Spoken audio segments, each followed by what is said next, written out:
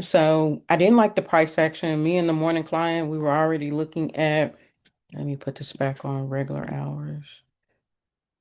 Already looking at the move. So indicators that I have on, Hannah put up order blocks. I'm liking to be able to see where the buyers and sellers are with this order block. And Mm-hmm. that order block is by Mark Middleton. It's just order Okay. blocks. So you can Mm-hmm. see supply and demand, but we had a gap down. And I swung a put, a 640 put that I should have held all day because we dropped down to the 640s.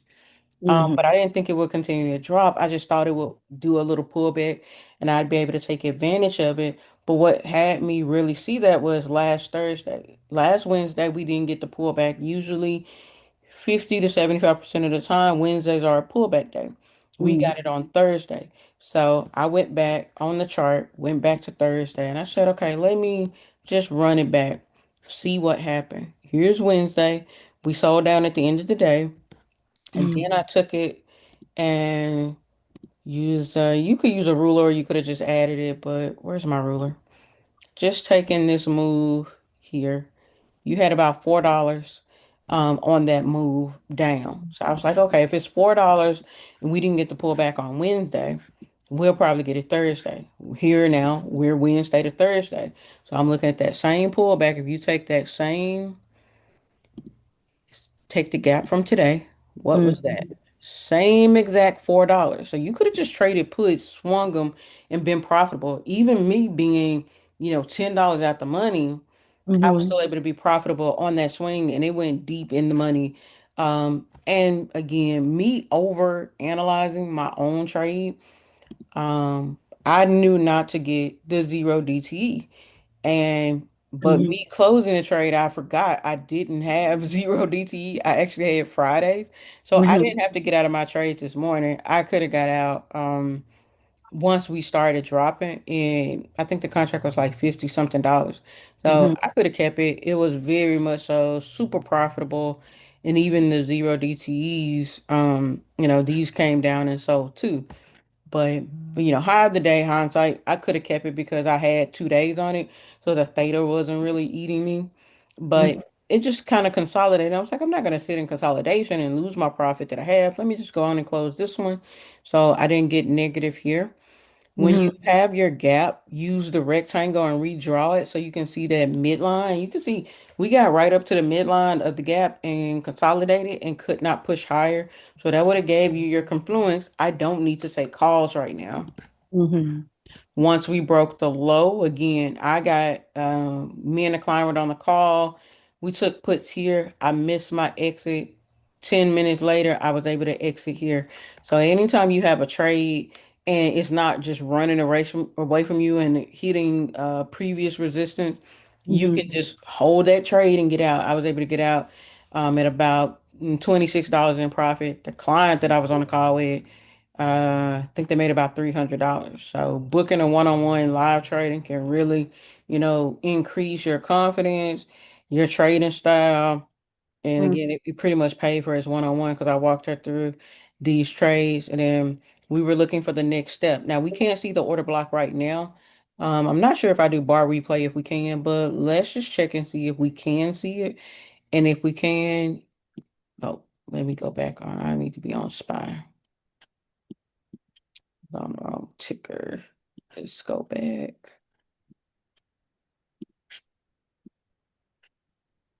because there was an order block. Why?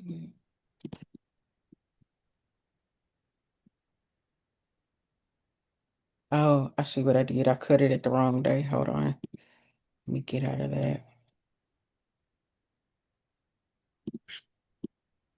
There we go.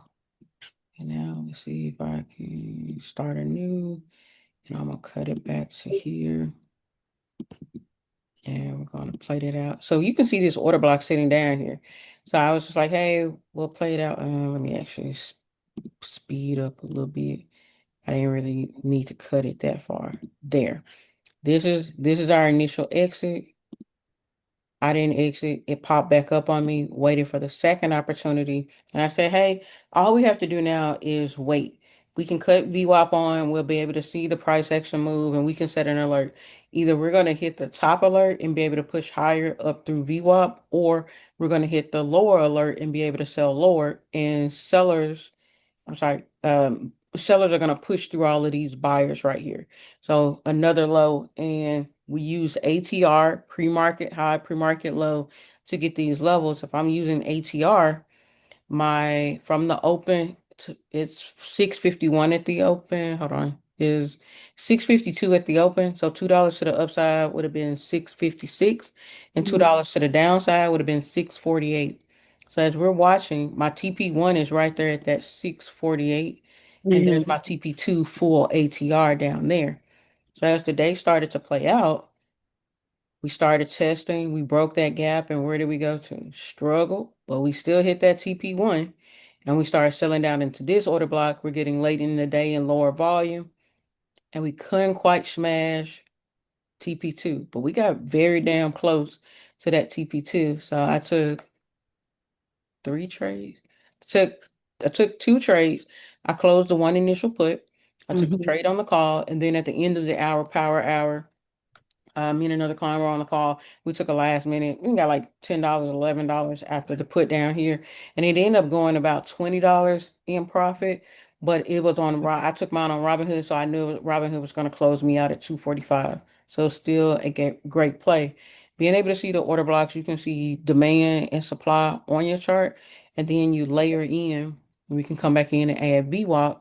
And if you're adding VWAP in those order blocks, you're looking for a close below VWAP, and then we're looking at the bands. Are we breaking down below the bands? Are we coming back up? If we don't come back up and test, we have more room to the downside. But today was just a very bearish day. The Mm-hmm. only thing that's really boosting the market is if Trump say, hey, we're going to end the bomb and we're going to stop attacks. Nothing else is really giving the market a boost. If we get some news with Nvidia, it might boost it. But right now, we're just segueing down lower and lower.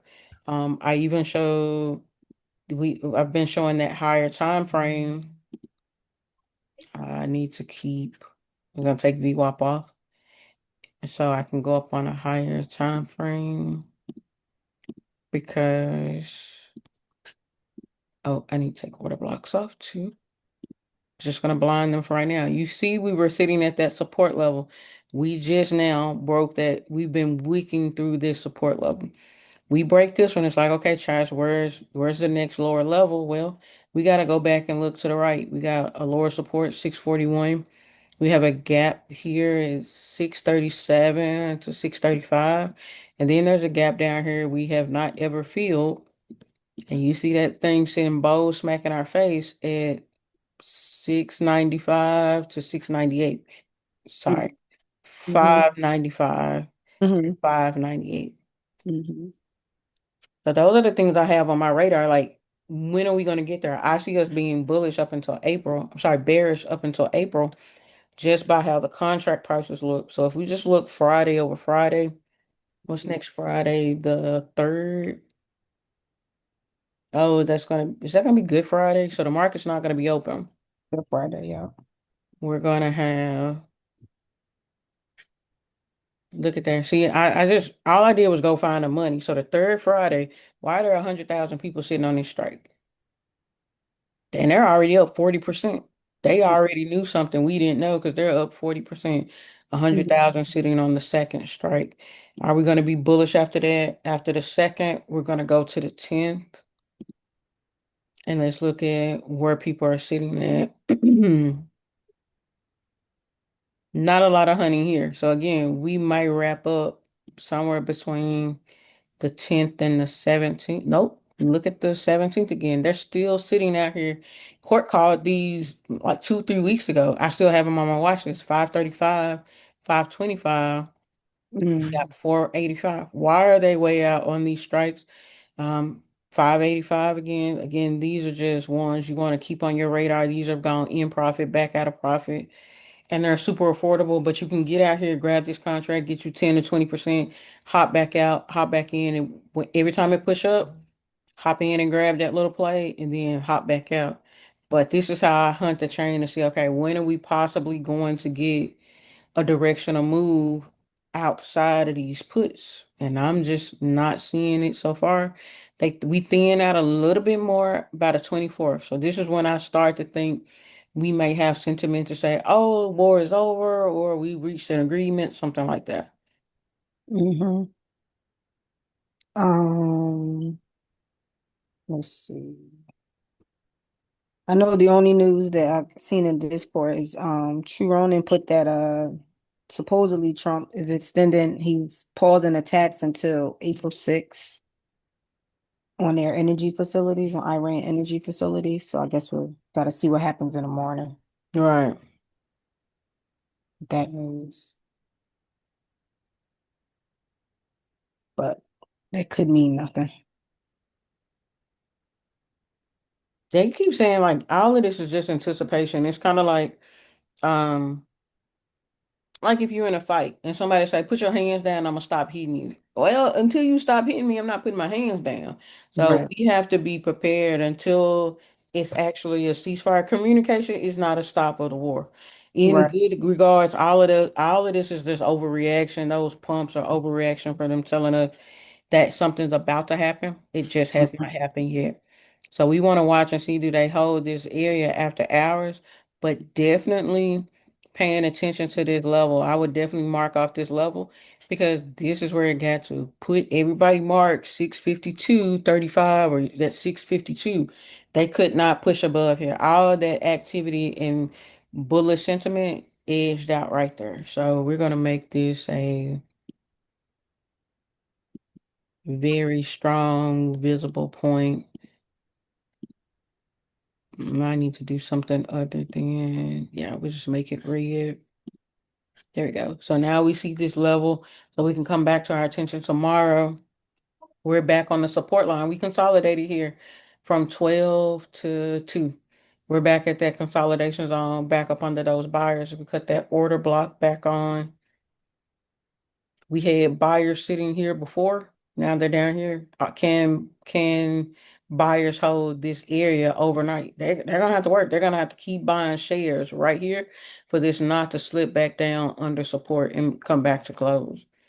So I'm still a little bearish on this because they couldn't. Whoever had calls, I hope they close those calls off that spike because this spike happened before the market closed. So anybody who had swings on calls, they could have went on and got that profit and been done. If they was holding to be greedy, yeah, And I wouldn't how do. do you read the order blocks? Okay, so order blocks are giving us supply and demand. So Hmm. I can see here. This is you have selling here and we have buyers here. Doesn't Okay. mean we don't have it in between. We just can see those Mhm. order blocks. I also tied into looking at level 2 on Webull. So that's how I got the puts that we had after hours. I was looking at the Webull order flow. So you can, or you, some people say tick. You can, Hmm. so in here, and if you remember when we were in the group chat on Facebook, I used to post these, and we could see those 2,500 stack up. They spread them out now, so we're not able to really capitalize on them all the time. But they're still here. You can see the orders. You can see where people are wanting to buy. So like here, we're trading at 56 something. They got their limit order set right here to buy the shares at this price and then at this price. So if I know they're bringing price down, I know I can get puts because the market makers are going to come down and pick those orders up. So that's how I kind of run my put plays is watching this order flow. And we just watching people, we were watching the shares get bought at particular prices. So order blocks just tell us where they're sitting at, where there's buying and selling. And you can see this ran right up through that order block and came right back down. Okay. And we had that same order block. What did that thing bounce to? Was it Monday? Let me see if I can find the other. This one. This after hours order block run. That's not the prettiest picture. I put it, I think I dropped it in Discord. Let me see if I can show you. When we ran order block, we ran straight up to that order block.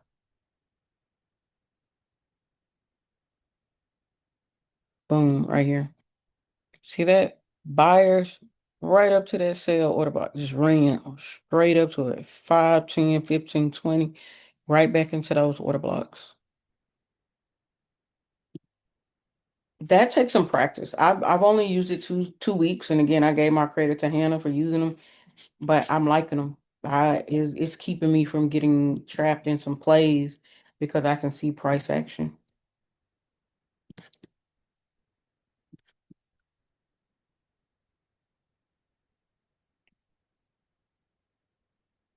Glasses on. I can't see The him. orders that you were showing in Webull, you can only see them when you logged in on a computer.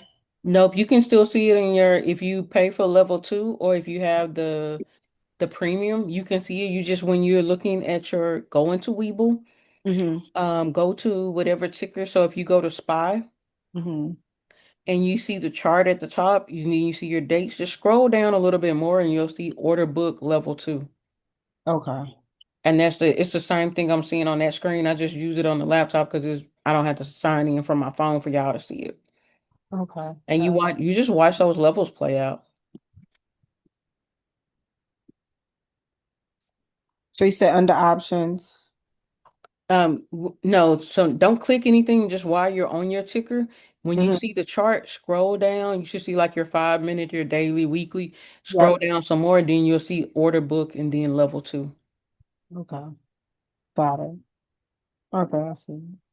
Mhm.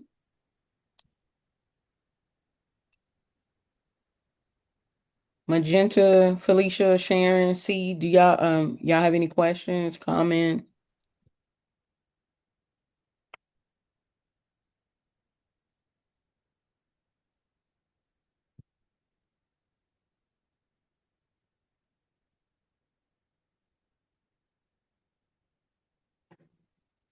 No, I'm good. Just listening. Gotcha.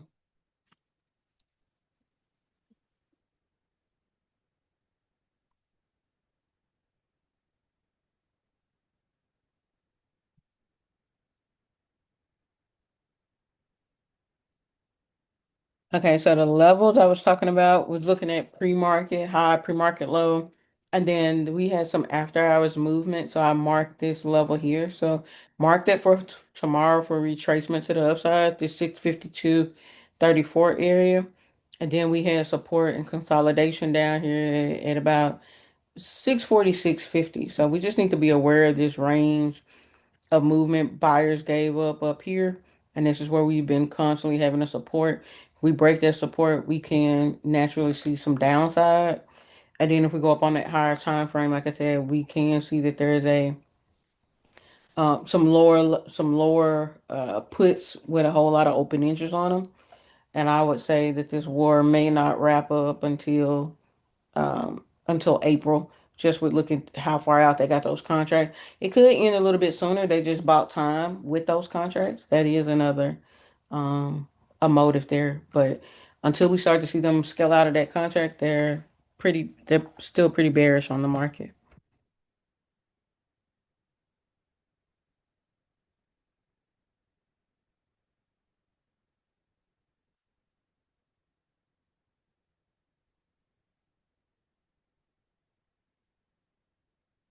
So going into tomorrow, again, looking at Friday, I said possibility of another $10, pullback. So that will put us between 430, 446. Well, if you start at the top, 652 to 642, and then from the close, 645 to 635 for tomorrow. Doesn't mean we won't push back up, but we do have about a $10 downside of what we got last Friday.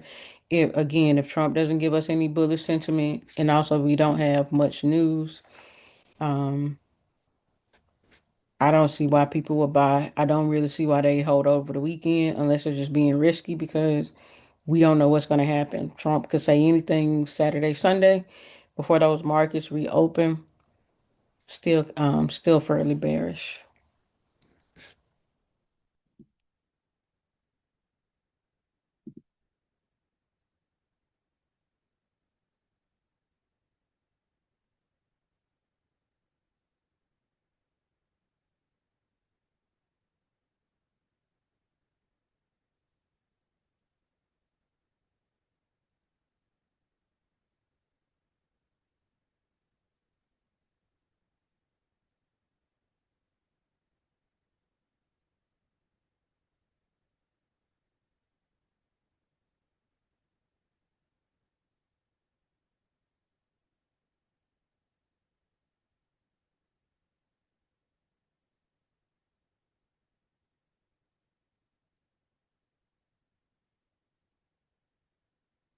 I got a question, Chaz.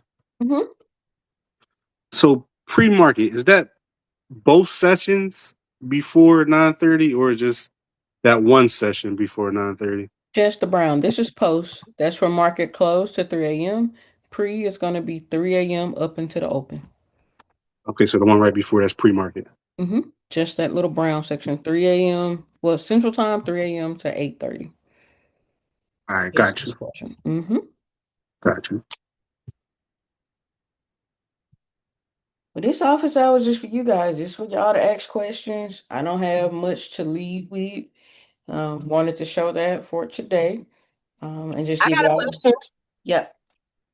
So I'm still because okay, when we're looking at entry, I always go back to the minute candle because like if it says 5 minutes and then it counts down or whatever. So I go back to the minute to see, try to navigate where it's going and see where the minute closes it to know exactly and where the other minute closes, the next minute opens it, like after the 5 minutes to see where to enter. Is that correct or am I doing it wrong or should I just leave it up 5 minutes? It's The not 5 minutes. wrong. It's what's gonna be if it keeps you in profit and you did get your profit trades from that, I would say keep doing it. I usually only step down to a 1 minute if I'm on SPX because the moves can be so fast and I want to get in on a more of a pullback. But if I'm watching SPY, I usually stick with SPY. I wait on my 5 minute candle close. If it pops up a little bit, as long as it's still within my stop loss range, I'm okay. So I usually do not step down on a 1 minute if I'm trading IWM or SPY. If I'm trading SPX, I will. Okay. And also, why does the premium, what makes the premium jump so high?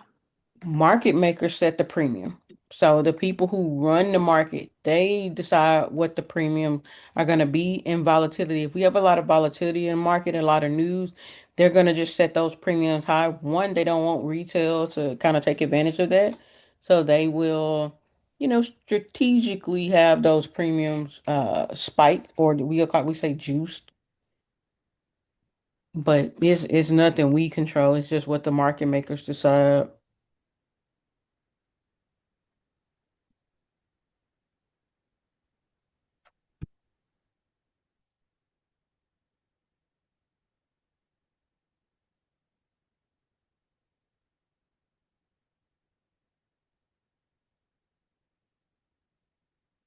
And I said that because I've been trading IWM for the last 2 days because I've been doing crazy stuff starting last week. Sometimes too much for me. Yeah, but when the premiums are spiked, you just want to slide down and take IWM. That's the best solution instead of getting further out the money. But you doing right.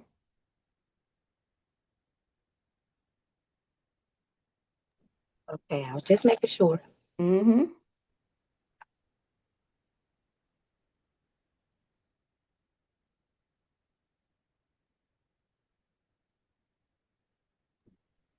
You got a question in the chat. Let me look. Okay. Probably nothing. Probably TSLL, SPY and TSLL. It's always SPY. I don't have anything else on my radar because I don't trust nothing else.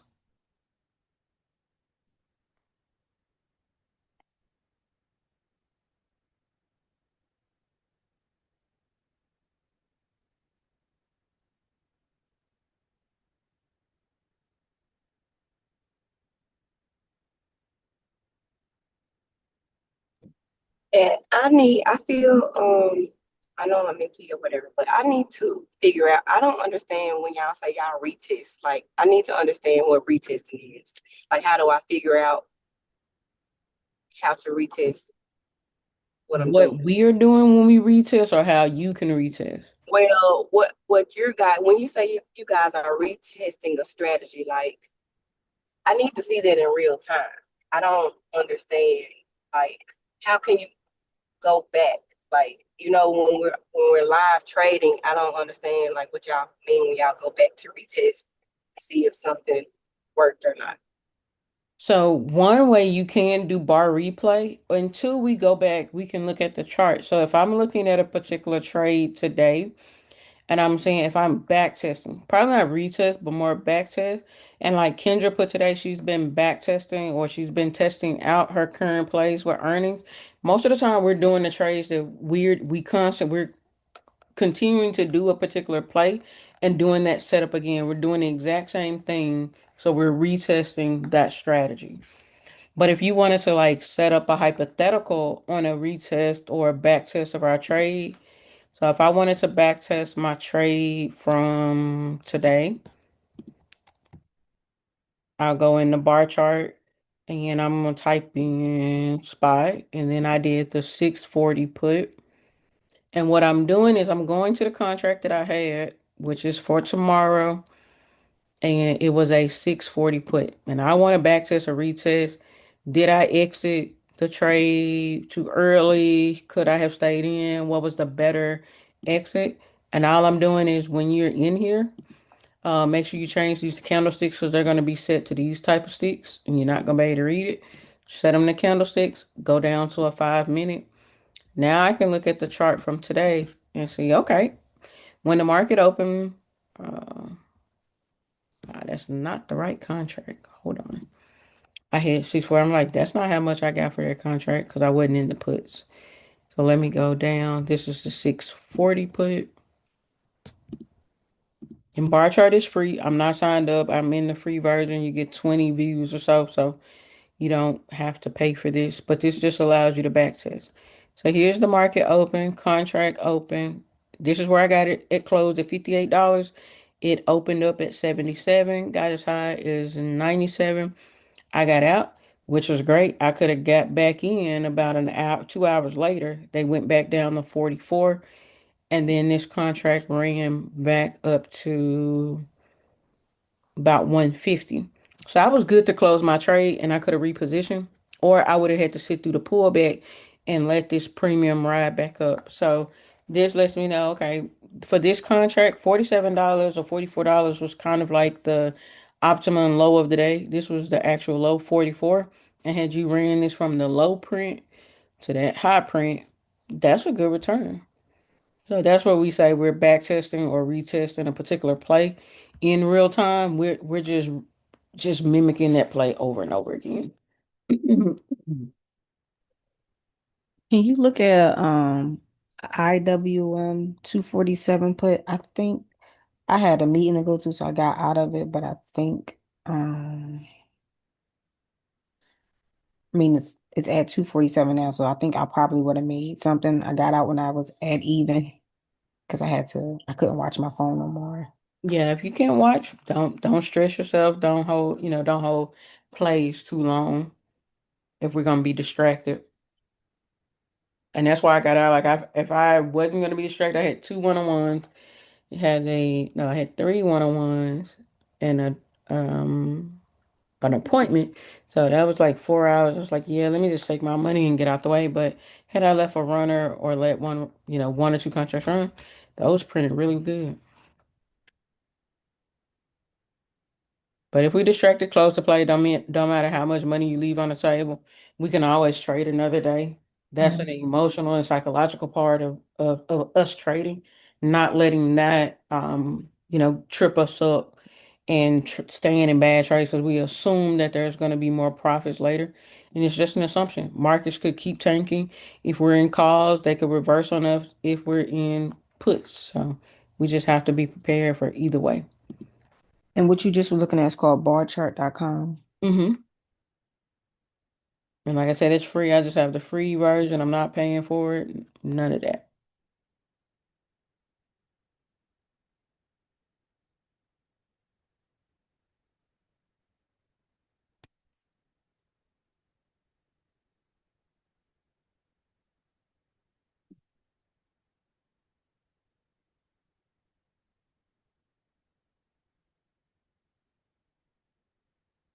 Y'all good?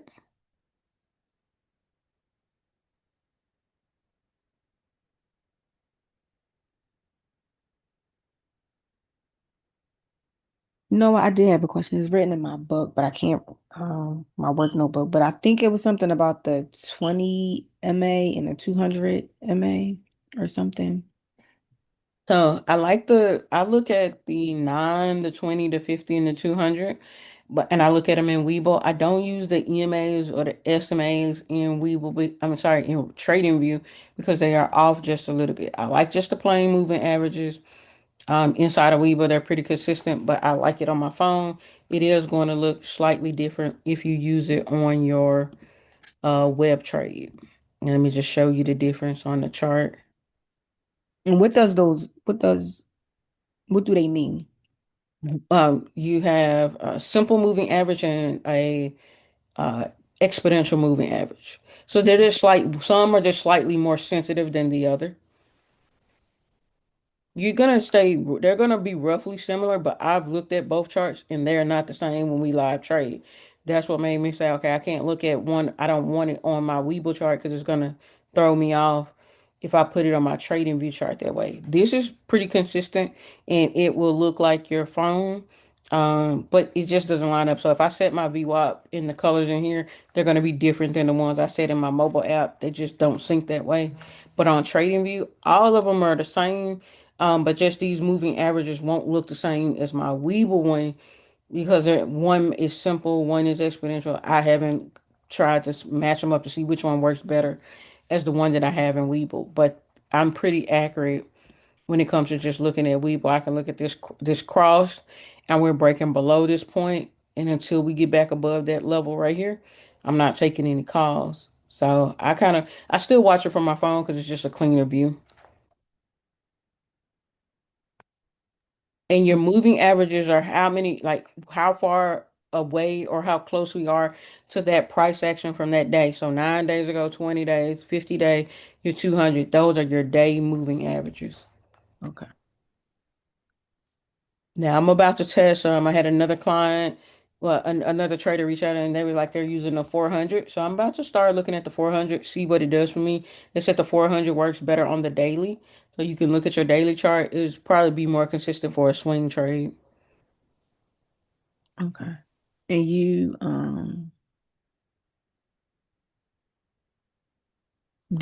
did this chart. You just put these indicators on your chart in Webull. Mm-hmm. Okay. So if you put right here, just come in, just VWAP, moving average, nothing special, change the colors. Got the 9, the 20, the 50. Those are not activated, so I could probably make this a 400.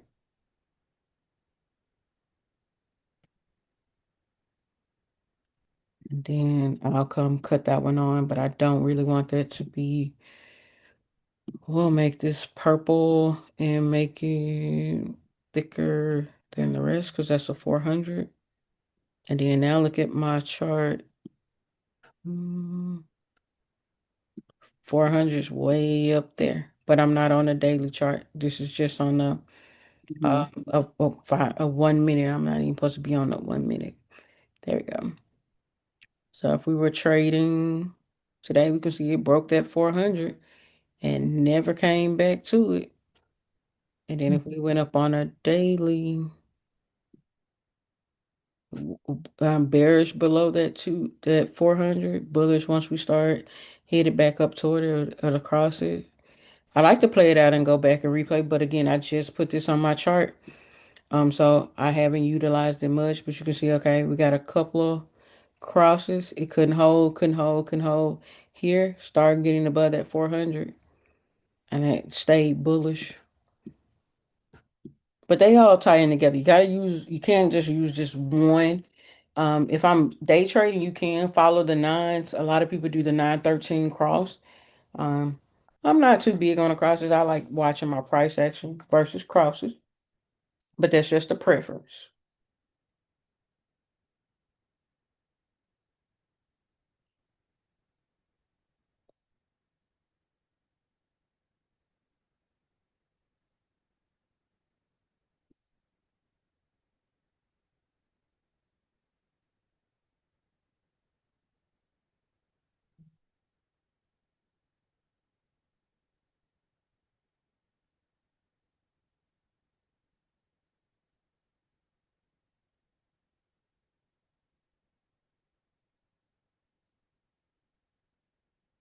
We got 3 more minutes, guys. If y'all don't have anything else burning, I'll leave it back to you.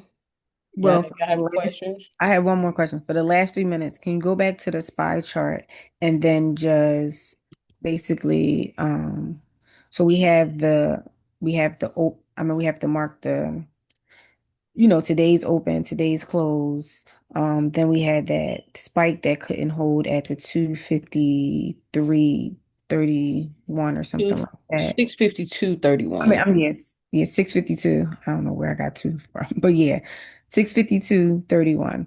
And then we mark our ATR levels, right? Mm-hmm. From the close or from So where. remember, so it's today's high, today's low, pre-market high, pre-market low, and then your Gotcha. anticipated half of your ATR to the up and to the downside. Gotcha. Pre-market high, That's pre-market going to low. be the Gotcha. prep for tomorrow morning, like how you start tomorrow morning. Okay. Pre-market high, pre-market low. Okay. Thank you. Mm-hmm. Hey, Chaz, Absolutely. you gonna upload this? I missed it. I'm sorry. Yep. I'll stay on a couple of more minutes. I didn't have any questions. I'm getting my hair done, so I couldn't really talk. Yeah, so I'll post it. I just went through what I saw for today. I went through Okay. the option chain looking at I'm thinking this probably won't wrap up till probably mid-April because of the option chain, even though they could be being in those later expirations. That's something to think about. So I think we got a little more time, even though Trump keep coming in and saying, "Oh, we reaching an agreement." I think it may flow into April. Also, we have Good Friday next week, so be mindful of how we're trading and how the market might pull back during that short trading week. Right, right. Yeah, well, I mean, the supply chain is gonna be messed up. They can't get stuff through, right? Yep, they got to reach an agreement, or we're going to see gas prices continue to go up. Now, you probably. Absolutely. So what are they? What are they in your area right now? What is the gas over here? Mm-hmm. About $7. Yeah. Damn. Mhm. And Yeah, I'm yeah. complaining Don't at my yeah. little 350. Yeah, yeah, Sorry, yeah, y'all. you I didn't you know don't know. I didn't know I was unmuted when I said damn. I'm sorry. No, you Okay, you good. don't know Cause high. I guess it's You got to come to the $3.99. high area. Yeah, we $3.99, and I'm in Arlington, Tennessee. So yeah, No, Yeah. I'm in California, baby. It's high over here. Yeah, it's Everything high. high. So let's That's talk right. about oil and gas. So why are oil prices high if you're new or you're not new? It's because of the oil price per it's barrel. great. So if the cost per barrel is up, gas prices are going to be up. So crude oil's at 101. Where's crude? Crude is at 93. As long as we stay in these 90s, gas prices are going to be high. So what you want to follow is once crude oil starts dropping under 90, 85, getting back to that 77 range, then we're going to start to see gas prices drop. But if they still have issues and no agreement and no production, probably No, they can't focusing. get through the channel. Yeah, That can't get channel, through the that channel. what is it? The Hormuz channel? I saw it on, I don't know how to pronounce it, but I saw it on the Me map. neither. So I just if they don't they just call it the straight, say it again. Straight channel. the Hmm. straight, the straight or whatever. That's what they talking about. This block, the Yeah, so straight that in if we Iran. can't get the oil per barrel, it doesn't matter. It's gonna keep going up. We can't get it. We're gonna see gas prices keep rising. So keep that on your radar for oil prices per barrel. They I want to got a question. increase. They want to increase the price for them to come through that straight or channel. Also, I heard that today. But did Yeah. y'all hear? Did you see where they were saying that they were going to get the oil from Venezuela and all that when he was talking? That we Well, wasn't the going to oil need them from anymore? Venezuela they have lots of it. They have, I think, there may be number two. But the problem is the Mhm. oil has to be mixed with another country's oil to make it really premium type of oil. And so Oh, okay. they got to get there. It's like they got to clean it. So they have to mix it with Refinery. something. You still got to go through a Hmm. refinery for us to Right, get it. So Mhm. even if they drill it here or get it Mhm. here, it still has to be refined, and that's still gonna drive it up, price up. right. Okay. Yeah. It's a mess. Have y'all been, I, everybody watch Landman? Yes. I Yes. watched it. Yes. So Landman is very prevalent. Like we probably should do a watch party for I love Landman. Landman. Yeah. It really playing out. I'm glad I watched it before we started this because now it makes sense. Um, Hmm. it also makes sense why there's a $1 billion industry. But again, where's Venezuela on the map and what did, if you watch Landman, cartel is a big issue too. Yeah, so they were putting stopping their planes and stuff like where they do the oil at. Like that's where So they were if doing their drug, getting their drugs in. Yeah. So if any of that, cartel gonna take some money of that too. So we got us as consumers, we have to pay for that. If they get hit with cartel fees and things like that, people lose their life. That's gonna be another major halt with them having to bring in Venezuelan oil, refine it here in Texas, or refine it close, and then get it shipped out. It still puts labor and demand, uh, on a back burner because it's gonna take time and they didn't set up and plan this appropriately. Now, if they were already drilling oil, if they were already refining Venezuelan oil here, and then we decide, okay, we go to war, we can control the prices because we're in control of our own oil. We didn't take control first. We're doing it kind of like secondhand. So definitely keep an eye out. If you don't watch Landman, definitely check it out. It'll give you a back shot and look at the oil industry. Definitely educated me.